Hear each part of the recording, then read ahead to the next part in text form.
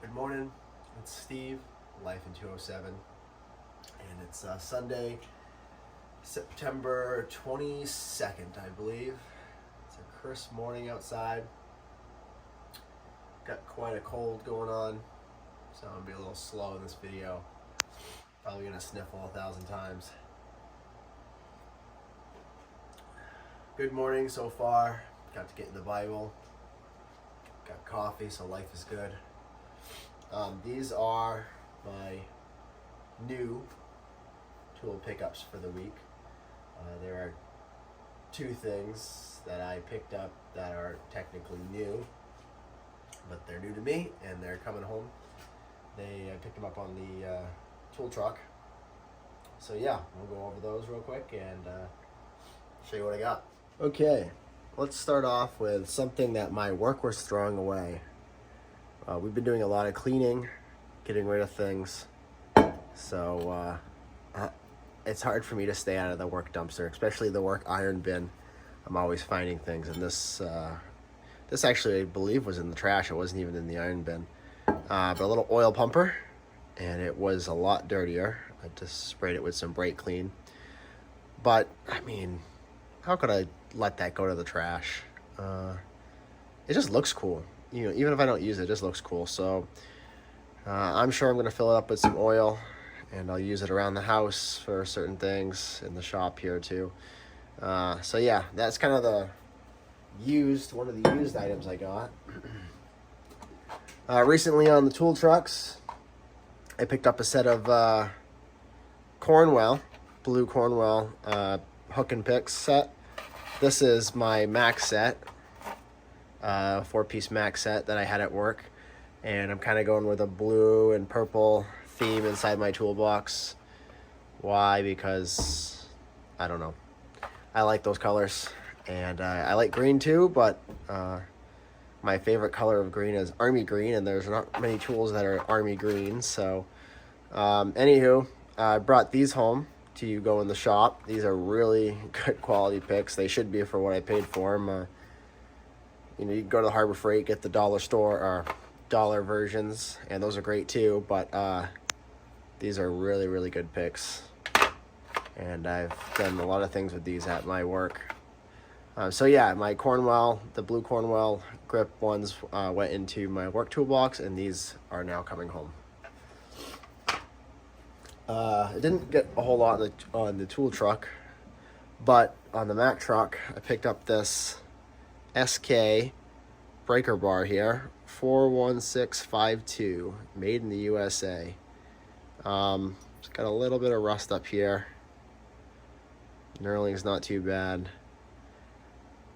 I was hoping I could get this for under $10, but it's a tool truck, so I worked her down to $15. But I just, it's USA made, SK. I didn't want to leave it on the truck. Every once in a while, she'll have decent used USA made tool stuff. I just want to measure this. I forget the actual length. Give me 1 second. So 16-inch breaker bar about. So yeah, SK, pretty cool. $15. I mean, shoot, I couldn't leave that on the tool truck. Well, that's it for kind of the used stuff. If any of you follow tool groups like the Harbor Freight tool groups, or I don't know what else are out there. I'm part of some Craftsman groups and some Harbor Freight groups. Then you probably have heard of the Diehard, the Advanced Auto Diehard discounts. I was kind of late to the game, and I did pick up some things here, as you can see.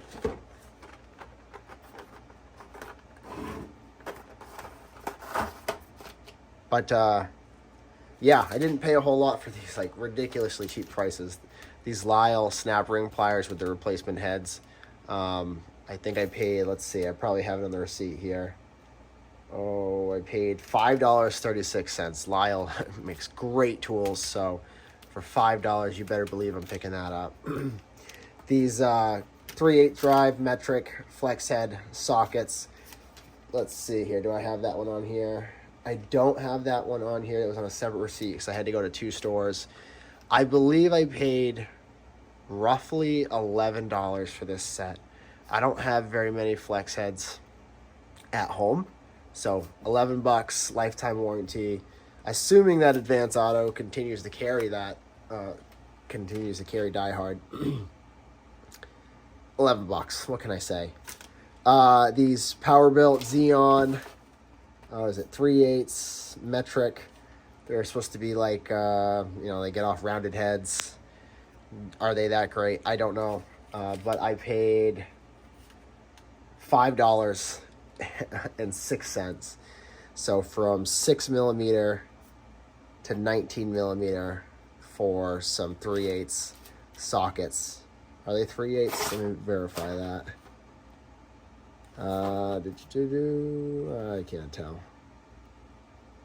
My brain hurts. It's early in the morning. I got a cold here.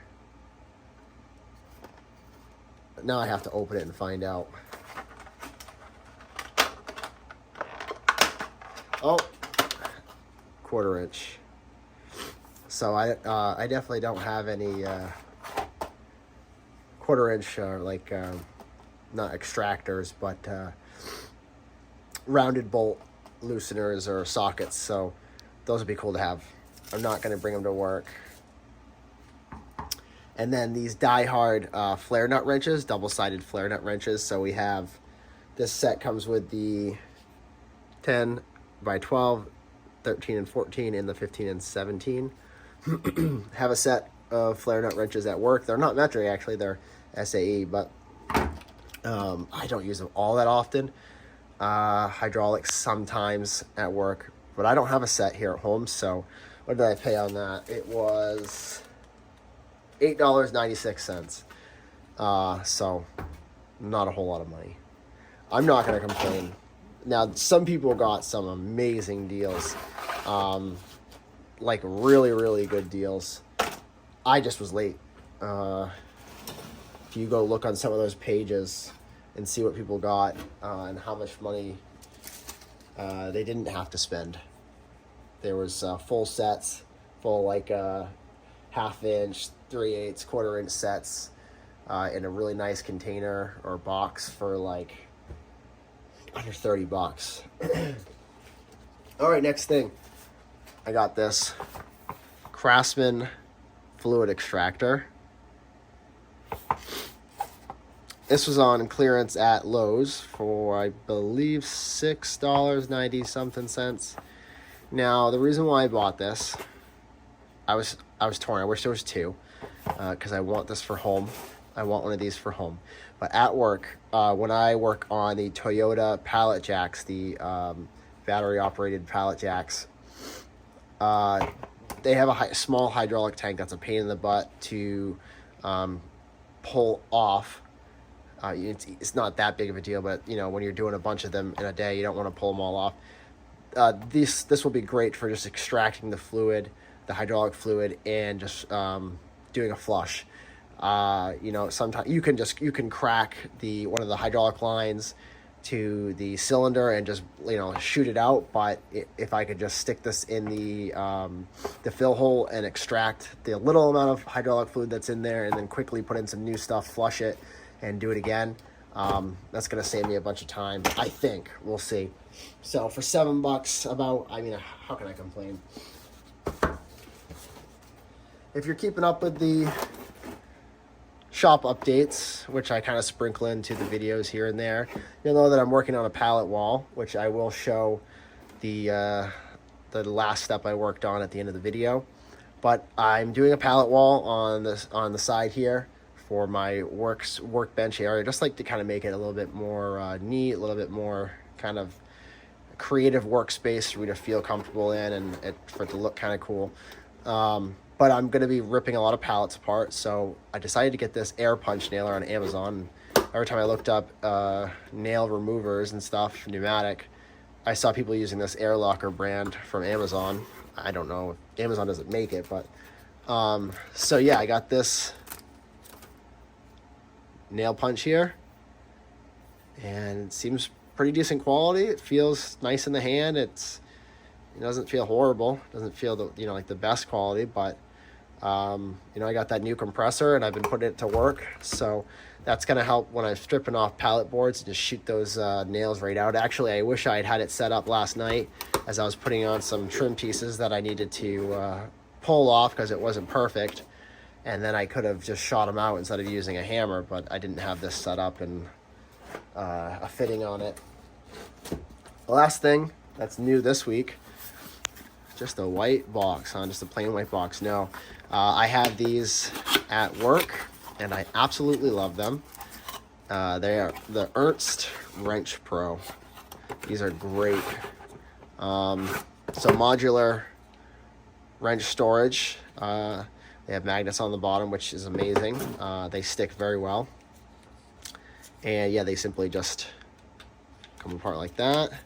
And then there usually is one or two singles. There's the single right there. So you can customize it a little bit. You have a place for stickers, which it does come with stickers here. I have the blue set at work, and I think I bought like 100. This is only 40 here, and this cost me roughly 36 bucks, I believe. But this is going to be what I'm going to use for wrench storage here at the house. So these are great. There's 40 of them here, and those will be going in one of the Craftsman boxes when I get some more important stuff done. So yeah, that's all I got for new stuff this week, and I'll give an update in the shop here in a second. Stick around because I have an awesome estate sale haul coming up.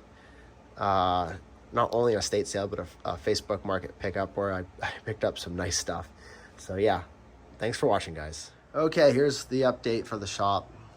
I got this plywood here from crating at work. It's a 1/2 inch. And down below, so don't mind these two boards down here. They're just leaning up. I put a piece of, so I did some framing. I put a piece of, 2 pieces of treated wood, because I do get water in my basement every now and then, on the bottom. So at the very least, those pieces won't rot out. And then, so there's framing behind, and then this these mishmash pieces of plywood here, and then like a top board, just a piece of pine, 2x4. And the goal is to start ripping pallets apart. And I have a bunch of this wood right here from crating down below, the 2 boards I was talking about. And I was thinking of using those and kind of doing just the mishmash wood wall. But I really like the idea of just the weathered pallets. And then, throwing in a couple new pieces here and there to kind of just make them pop. Again, this doesn't have to be perfect. It's just kind of my workspace, but I've always wanted a nice backdrop from where I'm working. I'm either going to put this workbench here or my Yukon bench in front with some other stuff. And I just, it's something I'm poking around with here, just after dinners and before chores, after chores, when I have a little bit of time here and there. I'm trying to do it as cheap as possible.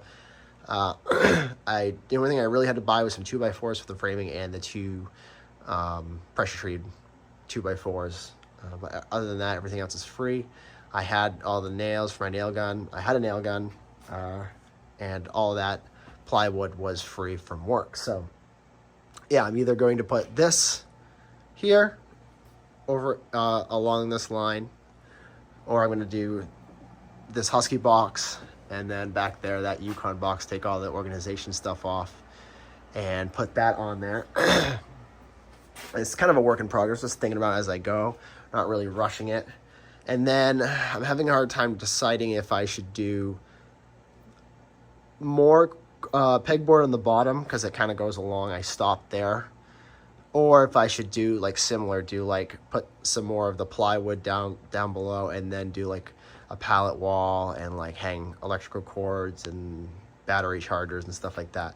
But the ultimate goal is to have a lot of stuff on the pegboards and have easy access, and then keep this, keep the floor. It's actually pretty neat today, but keep the floor empty and have workspace and not, be running into stuff. So that's the shop update. It's my little humble shop. gonna keep on working on it, and I'll keep sprinkling updates in videos here and there. Thanks for watching, guys.